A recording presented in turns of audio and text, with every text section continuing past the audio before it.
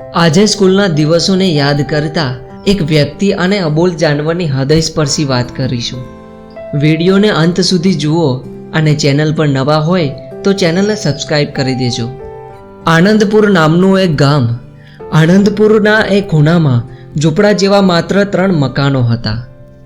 અંદર એક ફાટેલ તૂટેલ સાદલી પર જુમો ભીસ્તી નામનો વ્યક્તિ પોતાનો હુક્કો ગગડાવતો બેઠો હોય. જુમાએ શોખ માટે એક પાડો પાડેલો, તેનું નામ વેણુ રાખેલું. આજ અનેક રંગો જોયા પછી બંને જણા વેણુ અને જુમો સાથે રહેતા. આ 3 તૂટેલા ઝૂંપડામાં એનો બધો સામાન સચવાઈ રહેતો. એકમાં વેણુ બંધાતો, વચ્ચે બારણું હતું, તેમાંથી શેઠ અને નોકર આખો દિવસ એકબીજા સામે જોઈને બેસી રહેતા. અને ત્રીજી ઝૂંપડામાં ઘાસ ભરાતું. અનેક મિત્રો આવ્યા અને ગયા, મળ્યા અને ટળ્યા. માત્ર જુમો અને વેણુ બાળપણથી આજ સુધી અખંડ રહ્યા હતા. આજ હવે વેણુની પીઠ ઉપર મોટી મોટી મશક ભરીને જુમો સવારના 5 વાગ્યામાં નીકળતું.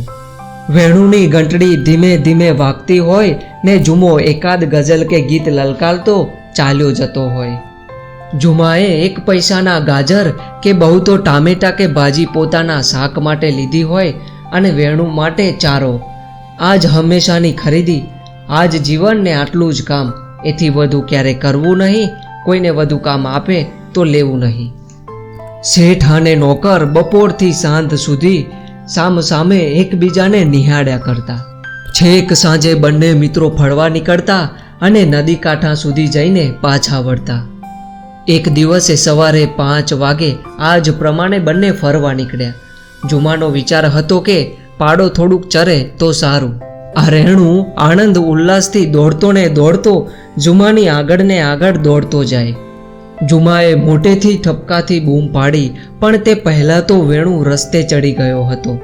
રસ્તામાં આડે રેલવેની સડક હતી. જરાક ઉતાવળે ચાલતા પાડાનો પગ રેલવેના 2 પાટાની વચ્ચે આવી ગયો. પગને કાઢવા તેને પ્રયત્ન કર્યો, પણ ધબ દઈને નીચે બેસી ગયો.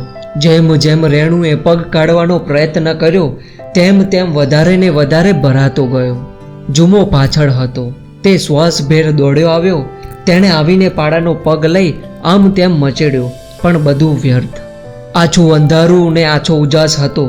થોડે દૂર સિગ્નલનો હાથો નમેલો દેખાતો હતો. જુમાના પેટમાં ગ્રાસકો પડ્યો. ગાડી આવશે તો?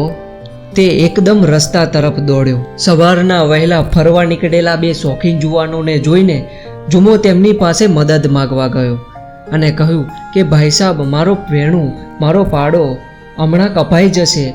જુઓ, પેલા પાટામાં સફળાયો છે. યુવાનોએ કહ્યું કે જા ભાઈ, તું ફાટકવાળા પાસે દોડ.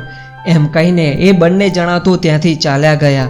જુમો ફાટકવાળા તરફ દોડ્યો, પણ ઘરમાંથી આવતા ઘંટીના અવાજ સિવાય કોઈ માણસ ફરકતું લાગ્યું નહીં. એટલામાં છેટે ગાડીની સિસોટી સંભળાઈ. જુમાએ ચારે તરફ એક નિરાશ દ્રષ્ટિ ફેંકી, પણ માણસનું કોઈ છૈયું સરખું જણાયું નહીં. ઝપાટા બંધ સિગ્નલના થાંભલા તરફ દોડ્યો, સાંકળ ખેંચી, પણ ઘંટીના અવાજમાં તેનો સાદ સંભળાય તેમ હતું જ નહીં. જુમાએ હતું એટલું બળ કરીને ચીસ પાડી, પણ એના કર્કશ પડઘા સિવાય શાંતિ જેવી હતી તેવી જ રહી.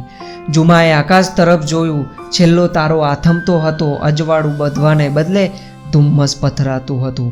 ગાડીનો અવાજ તદ્દન નજીક આવતો હતો. તેને પોતાની લાકડી ફેંકી દીધી. વ્યર્થ મહેનત પછી વેણુ થાકીને હાંફતો પડ્યો હતો. દોડીને જુમો વેણુ પાસે જઈને બેસી ગયો. જુમો વેણુને ભેટી પડ્યો અને કહ્યું, દોસ્ત ભાઈ વેણુ, આપણે બંને સાથે છીએ. દર પડે ટ્રેનના ધબકારા વધ્યા. સિસોટી પર સિસોટી થઈ. જોશબંધ ફરતા પૈડા સંભળાયા. જુમો વેણુને ભેટી પડ્યો, પણ જેવી જ ગાડી છેક પાસે આવી ગઈ કે તરત જ પોતે બેભાન થાય તે પહેલાં વેણુએ માથું ઉંચક્યું અને પોતાના શેઠને બચાવવા એક ઝપાટે માથું મારીને તેને પાટાથી દૂર ફેંકી દીધો. વેણુ પર થઈને ટ્રેન ચાલી ગઈ. તેના ધગધગતા લોહીના પ્રવાહથી જુમાનું કેડિયું ભીંજાઈ ગયું. તેને કડ વળીને બેઠો ગયો ત્યારે લોહીના ખાબોચિયામાં ઢંકાયેલા થોડા છૂટાછવાયા ભાગ સિવાય તેના પ્યારા મિત્ર વેણુનું કાંઈ પણ નામ નિશાન રહ્યું ન હતું. હજુ પણ હંમેશા જુમો સવારમાં જ એકલો અશાંત એ રસ્તે ફૂલ લઈને આવતો દેખાય છે. અને એના માનીતા પથ્થર પર ફૂલ મૂકીને વેણું વેણું એમ 3 બૂમ પાડીને ચાલ્યો જાય છે।